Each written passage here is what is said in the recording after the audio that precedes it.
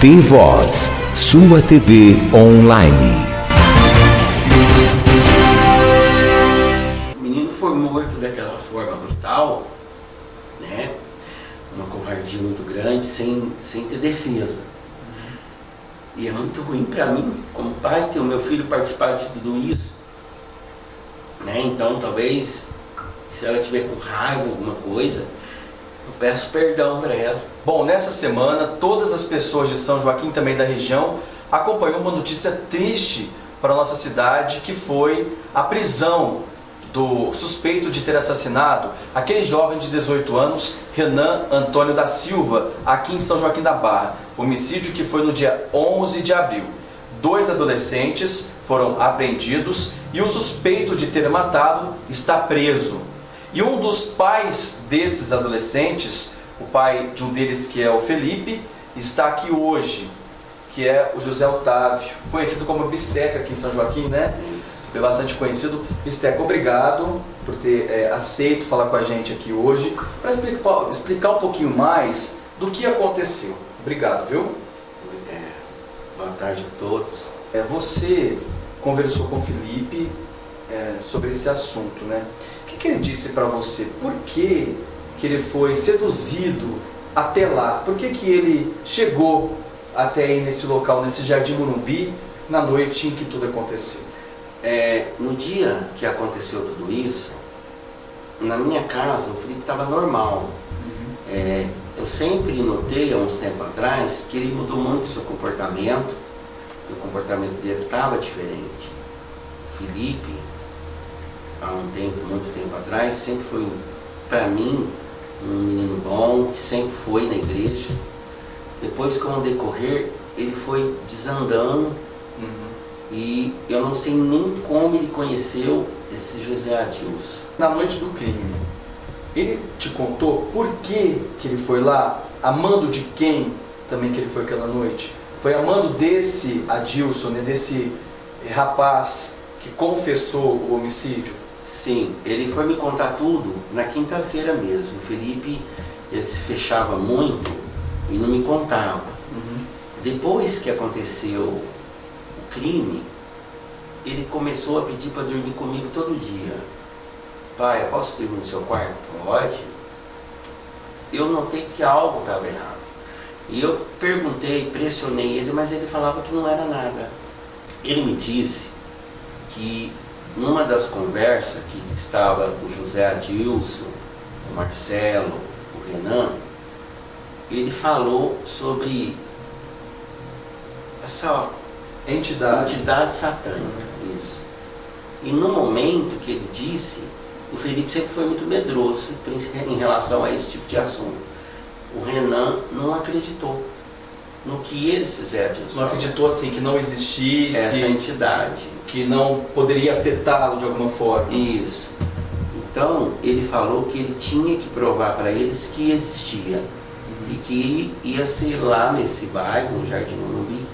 Se o Felipe não levasse ou se ele não comparecesse lá, eu imagino que talvez numa outra oportunidade ele poderia ser o sacrificado. Chegando lá no Jardim Morumbi, o que aconteceu lá? Como que ele ficou? Como que foi o cenário do crime? Ele te contou? Me contou na quinta-feira lá na delegacia, porque antes ele não me contou nada. Ele, do jeito que me contou, que chegando lá,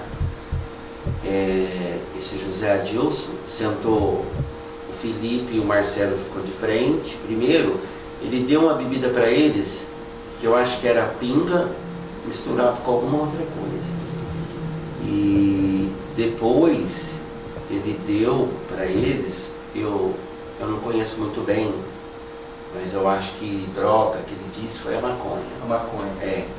Para eles usarem.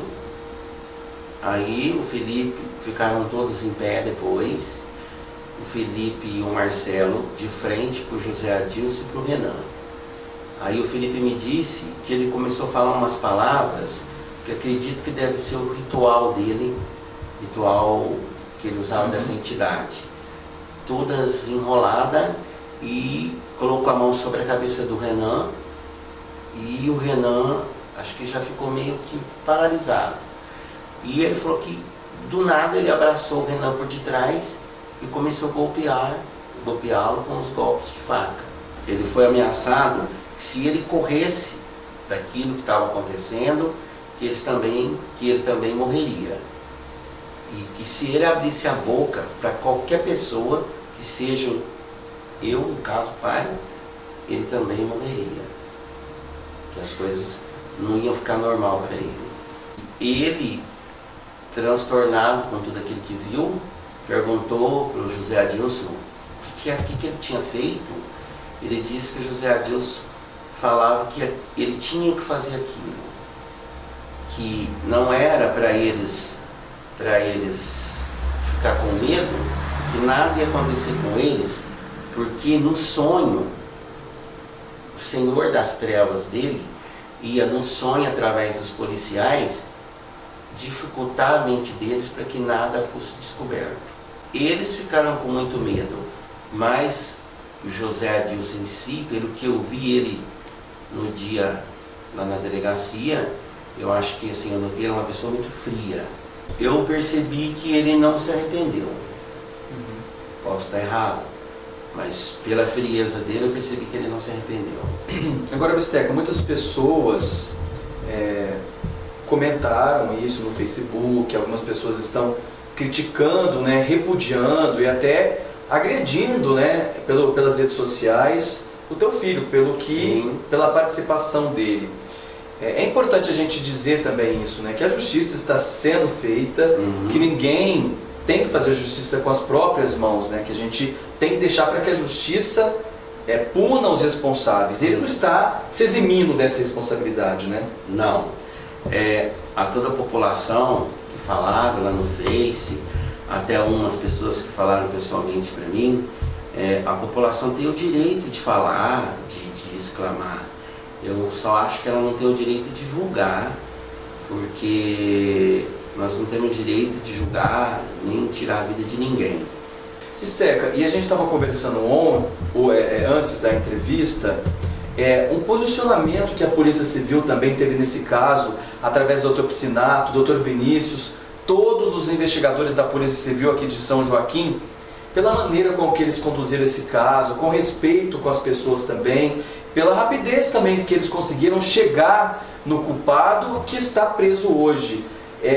Parabenizar também os policiais pelo trabalho que eles desenvolveram nesse caso, né? Sim, em geral, ao Dr. Vinícius, Piscinato, a todos os investigadores que participaram, eu tenho assim que agradecer o trabalho da polícia.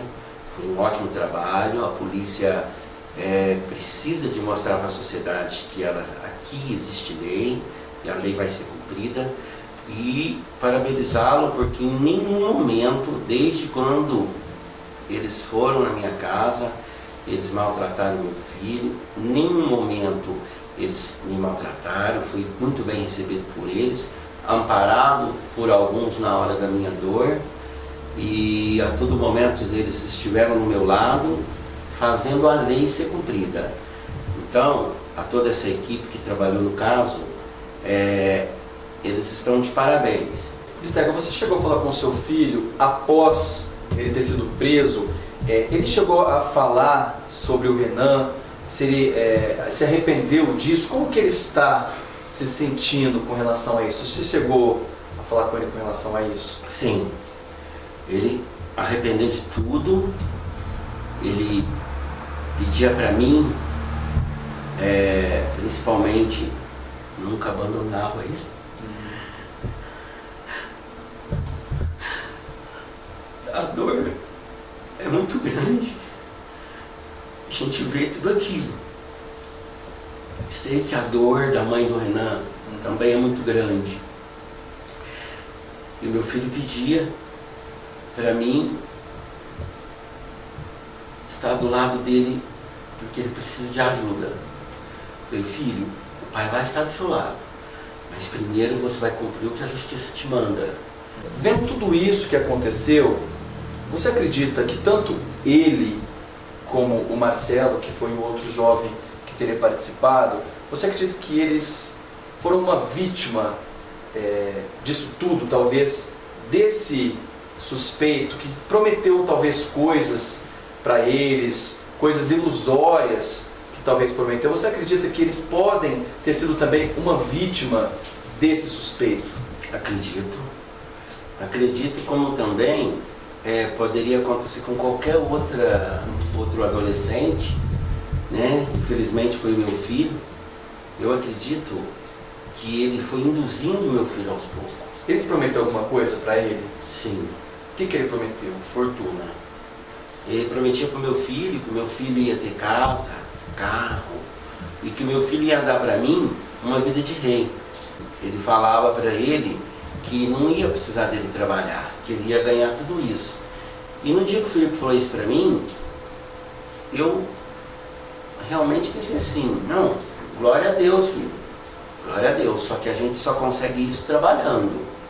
Que depois a gente viu que realmente o destino foi ao contrário. Ao contrário. Que não valeu a pena ter feito tudo isso, né? Que a gente sabe que o único caminho, todo mundo sabe que é só Deus. Só Deus. Agora, vendo tudo isso, Bisteca, para a gente fechar a nossa entrevista, a gente sabe da ligação que ele tinha com o Renan, esse jovem de 18 anos, que eu vou te falar a verdade. Eu só ouvi coisas boas desse menino aqui em São Joaquim.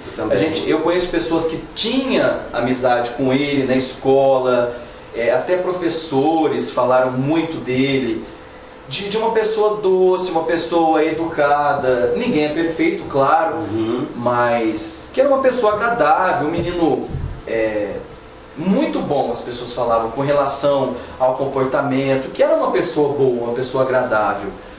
Com relação a isso, Bisteca, como que você vê tudo isso também como pai, talvez a mãe dele, você chegou a conversar com a mãe dele depois disso? Não. Porque acredito que, né, a dor é insuperável, né? Mas... Não, eu nunca conversei com a mãe dele, eu conheço ela assim de vista. Se eu tivesse a oportunidade de dar um abraço nela e pedir perdão em nome do meu filho, faria isso, porque imagina a dor que ela e todos os seus familiares está sentindo. Eu não conhecia o Renan pessoalmente, não conhecia, mas o dia que eu mostrei e perguntei para o meu filho sobre o Renan, o Felipe, ele me disse assim, pai, aquele menino era tão bom, um menino que não mexia com ninguém, ele era do bem. Desse jeito também. Nesse momento eu não sei, a vontade eu tenho de pedir perdão, de dar um abraço nela e principalmente pedir perdão para ela e para todos os seus familiares e volto a repetir, principalmente para a sociedade. Eu não sei se ela tem a mesma vontade, né? Que talvez o coração dela está muito magoado, mas que ela me perdoa meu filho, se fosse possível, e de apenas receber o meu abraço de carinho, de tudo que ela precisar, eu estaria aqui para dizer a verdade. Com tudo que aconteceu, você disse que foram promessas de fortuna, por isso que ele começou a procurar isso, né, a se relacionar com esse indivíduo. Mas o que você tem a dizer para os jovens, para os pais desses jovens, que talvez comecem a frequentar esse tipo de caminho, que a gente sabe, a gente não pode julgar as religiões das pessoas, porque a gente vive num país livre e laico, né? Livre a manifestação da fé, mas o que você tem a dizer para esses jovens, né, que talvez estejam passando pelo mesmo que o Felipe passou e também está passando? Para os pais, eu tenho a dizer que não descuide de seus filhos em nenhum momento da sua vida. Às vezes parece na vida dos nossos adolescentes algumas ovelhas, né, disfarçadas de lobos. E a gente às vezes não percebe ou não acredita que isso possa acontecer um dia na vida da gente. Deixar claro também, né, Bisteca, que esse rapaz, esse suspeito, nunca foi pastor. Não, nunca Ele chegou foi a frequentar, como qualquer pessoa pode numa igreja assistir um culto. Sim. Ele assistia alguns cultos, mas ele nunca foi pastor. Não. É importante a gente deixar claro, para não manchar também o público evangélico, as pessoas que servem a um Deus vivo, né? Que a gente pode até sujar essa imagem. Sim, não, eu Porque ele também. nunca foi pastor. Então é importante a gente deixar bem claro isso para que as pessoas entendam, né? Eu sim, ele nunca foi pastor. Ele usava o nome de alguma igreja, que eu nem sei qual é, mas apenas para induzir os adolescentes. E, em modo geral, no momento de dor, eu recebi apoio de evangélicos, de católicos, de toda a religião. As pessoas me ligaram me dando apoio, que é um momento de muita dor, mas que todos falaram de mim e de Deus para mim.